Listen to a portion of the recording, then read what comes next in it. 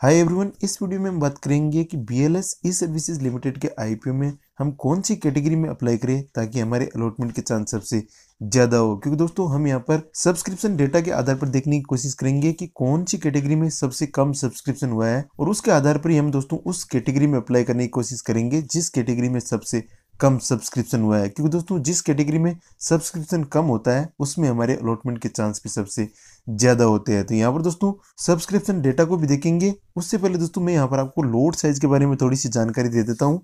यहाँ पर दोस्तों आप देख रहे हैं कि रिटेल के लिए जो मिनिमम लोड साइज है वो यहाँ पर 108 शेयर्स की है। इसका एक लोड बनेगा 14,580 रुपये का पेमेंट आपको रिटेल कैटेगरी में करना पड़ेगा। तो दोस्तों अगर आप रिटेल कैटेगरी में अप्लाई कर रहे हैं तो केवल आपको एक लोड के लिए ही अप्लाई करना है, इससे ज़्यादा के लिए अप्लाई नहीं करना है। क्योंकि दोस्तों IPO पहले ही ओवर सब्सक्राइब हो चुका है और जिस IPO में ओवर सब्सक्रिप्शन हो जाता है उसमें चाहे आप कितने भी लोड के लिए अप्लाई कर दीजिए। मैं यहाँ पर रिटेल कैटेगरी की बात कर रहा हूँ तो वहाँ पर दोस्तों मैक्सिमम अगर आप 13 लोड के लिए भी अप्लाई करेंगे, यहाँ पर आप देख सकते हैं रिटेल के मैक्सिमम 13 लोड है, तब भी दोस्तों आपका जो लोड साइज कंसिडर होगा वो एक लोड ही होगा। यानी आपको जो अलॉटमेंट मिलेगा केवल एक लोड पर ही मिलेगा। तो आपके चांसेस वहाँ पर बराबर रहेंगे। अगर आपने एक लोड अप्लाई किया है और किसी ने अगर 13 लोड भी अप्लाई किए हैं तो भी दोस्तों आपके चांसेस बराबर है। तो आपको ज़्यादा लोड के लिए अप्लाई नहीं करना है, आपको अपना एक्सेस अमाउंट ब्लॉक नहीं करना है। अब दोस्तों यहाँ पर HNI कैटेगरी की बात करें तो HNI कैटेगरी में भी आपको सेम तरीके से अप्लाई करना है। आपको यहाँ पर चौक द लोड से ज़्यादा के लिए अप्लाई नहीं करना है। मिनिमम जो लोड साइज है उससे ज़्यादा के लिए अप्लाई नहीं करना है। 2,04,120 रुपये का पेमेंट यहाँ पर आपको करना पड़ेगा और इसमें आपको अलॉटमेंट मिलेगा तो 1512 शेयर पर अलॉटमेंट मिलेगा। यानी अलॉटमेंट मिलता है तो आपको यहाँ पर 1512 शेयर मिलेंगे। यहाँ पर आपको चौक द लोड से ज़्यादा के लिए अप्लाई नहीं करना है और सेम तरह का फॉर्मूला आपको अपनाना है बिग HNI कैटेगरी में।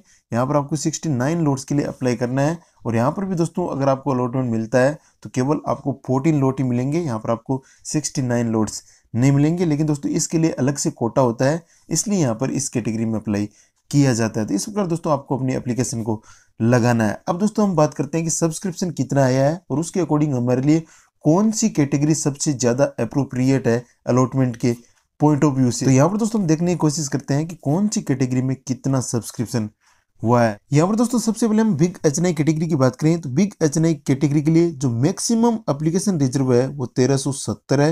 यानी 1370 एप्लीकेशन पर अलॉटमेंट मिलेगा। और यहाँ पर दोस्तों जो बिग HNI कैटेगरी में एप्लीकेशन आ चुकी है अब तक वो आ चुकी है 24,400 के आसपास एप्लीकेशन आ चुकी है। मैं यहाँ पर दोस्तों अप्रोक्सीमेटली बता रहा हूँ। यहाँ पर दोस्तों आप देख सकते हैं 18 टाइम के आसपास एप्लीकेशन आ चुकी है। तो 18 टाइम ओवर सब्सक्राइब हो चुका है ये IPO। तो यहाँ पर दोस्तों जो अलॉटमेंट का रेशियो बन रहा है वो 118 का बन रहा है।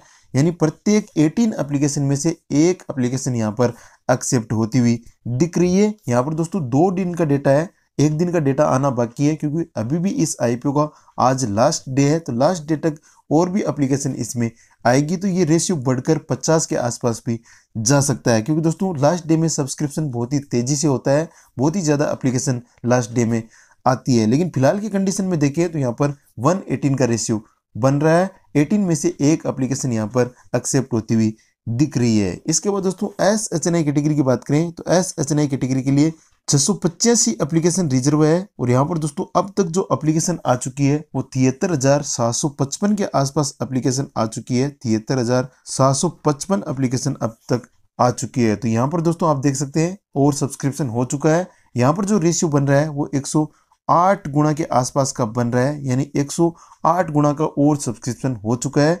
और यहाँ पर जो रेशियो निकल कर आ रहा है वो 1:108 का आ रहा है। यानी 108 एप्लीकेशन में से एक एप्लीकेशन एक्सेप्ट होती हुई दिख रही है और फिलहाल 1 दिन का डेटा आना बाकी है। रिटेल की बात करें तो रिटेल में दोस्तों 19,191 एप्लीकेशन रिजर्व है। मैक्सिमम जो अलॉटमेंट मिलेगा वो 19,191 एप्लीकेशन पर मिलेगा। और यहाँ पर दोस्तों जो सब्सक्रिप्शन आया है वो यहाँ पर 18,50,000 के आसपास एप्लीकेशन आया है। यानी 18.50 लाख का एप्लीकेशन यहाँ पर आ चुका है। तो यहाँ पर दोस्तों बहुत ही ज़्यादा ओवर सब्सक्रिप्शन हमें रिटेल में भी देखने को मिल रहा है। ऑलमोस्ट यहाँ पर 96 टाइम का सब्सक्रिप्शन देखने को मिल रहा है। 96 गुना यहाँ पर रिटेल कैटेगरी में ये IPO ओवर सब्सक्राइब हो चुका है। तो यहाँ पर दोस्तों जो रेशियो बन रहा है वो 1:96 का बन रहा है। यानी 96 में से एक एप्लीकेशन यहाँ पर एक्सेप्ट होती हुई दिख रही है रिटेल कैटेगरी में। और इसके अलावा दोस्तों शेयर होल्डर कैटेगरी भी है, तो उसमें भी दोस्तों 23,000 के आसपास एप्लीकेशन रिजर्व है।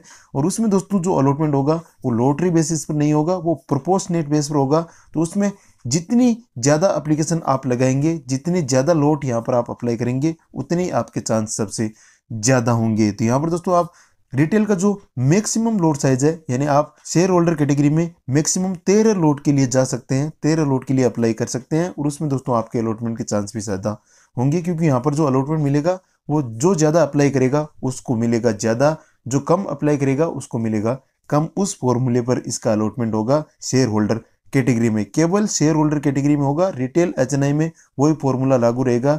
जो लॉटरी बेसिस का अलॉटमेंट है वो दोनों कैटेगरी में लॉटरी बेसिस पर होगा, लेकिन शेयर होल्डर कैटेगरी में प्रोपोर्शनेट बेस पर अलॉटमेंट होने वाला है। तो इस बात को दोस्तों आपको ध्यान में रखना है। तो दोस्तों अगर आपके पास BLS की स्टॉक है तो आपको सबसे पहली कैटेगरी को टारगेट करना है, वो यहाँ पर दोस्तों आपको करना है शेयर होल्डर कैटेगरी को। आपको कोशिश यही करना है कि मैक्सिमम एप्लीकेशन आप शेयर होल्डर कैटेगरी से लगाइए, आपके अलॉटमेंट के चांस सबसे ज़्यादा होंगे। और उसके बाद दोस्तों अगर आपके पास BLS की स्टॉक नहीं है तो आप यहाँ पर दोस्तों बिग HNI कैटेगरी को टारगेट कर सकते हैं, उसमें आपके अलॉटमेंट के चांस सबसे ज़्यादा होंगे। यहाँ पर दोस्तों आप देख सकते हैं फिलहाल 118 का रेशियो निकल रहा है, और आज के दिन तक जब लास्ट डे का सब्सक्रिप्शन आएगा तो दोस्तों ये आंकड़ा 50 के आसपास जा सकता है, यानी प्रत्येक 50 में से एक एप्लीकेशन यहाँ पर एक्सेप्ट होती हुई दिख सकती है। मैं यहाँ पर दोस्तों अप्रोक्सीमेशन के आधार पर बता रहा हूँ, इससे ज़्यादा भी जा सकता है। और दोस्तों उसके बाद अगर किसी कैटेगरी को अगर आप टारगेट करना चाहते हैं तो वो दोस्तों रिटेल कैटेगरी को कर सकते हैं। रिटेल में यहाँ पर आप देख सकते हैं सब्सक्रिप्शन कम है, ऑलमोस्ट यहाँ पर 96 के आसपास का सब्सक्रिप्शन देखने को मिल रहा है। तो 96 में से एक एप्लीकेशन यहाँ पर एक्सेप्ट होती हुई दिख रही है। और उसके बाद दोस्तों अगर किसी कैटेगरी को आप टारगेट करना चाहते हैं तो वो SHNI होने वाली है। तो इस प्रकार दोस्तों आप अपनी सुविधा के हिसाब से IPO में एप्लीकेशन लगा सकते हैं। आपके पास अगर फंड ज़्यादा है, 10 लाख रुपए से ज़्यादा की कैपिटल है, तो आप यहाँ पर बिग HNI कैटेगरी को टारगेट